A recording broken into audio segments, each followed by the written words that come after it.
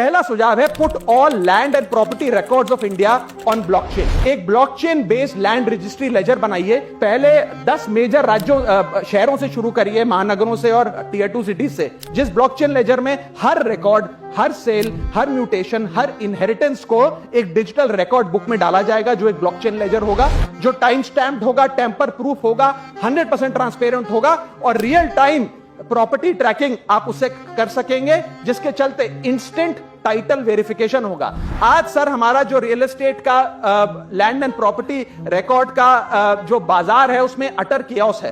Chaos इसलिए है कि लोगों को रजिस्ट्रार के दफ्तर के बाद धक्के लग रहे हैं, दलालों ने उन अफसरों पे पूरी तरीके से कब्जा किया हुआ है, प्रॉपर्टी टैक्स में चोरी होती है, सर्कल रेट को एक्सप्लॉइट करके कैश में प्रॉपर्टियां खरीदी जाती हैं, फर्जी कागज, कब्जे, टाइटल डिस्प्यूट, न जाने क्या क्या चल रहा है, जिसके चलते आज 66% of India civil disputes are land disputes. 45% of properties lack clear title in India. India ranks 133 out of 190 in property registration efficiency. 48% of our properties are under dispute and the average time taken by civil courts to resolve these disputes is 7 years.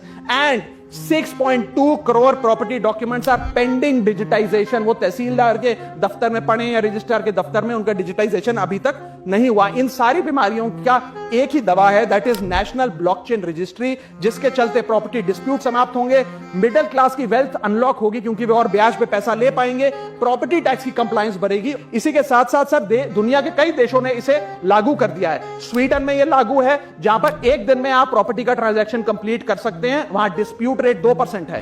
Georgia में है, जहां 3 दिन में property का transaction खत्म हो जाता है, डिस्प्यूट रेट 1% है। और यूएई में है, जहां 10 मिनट में आप अपनी प्रॉपर्टी खरीद बेच सकते हैं, वहां डिस्प्यूट रेट 1% से भी नीचे। और वहां हिंदुस्तान में प्रॉपर्टी बेचनी हो तो 2 से 6 महीने लगते हैं और 48% डिस्प्यूट रेट है।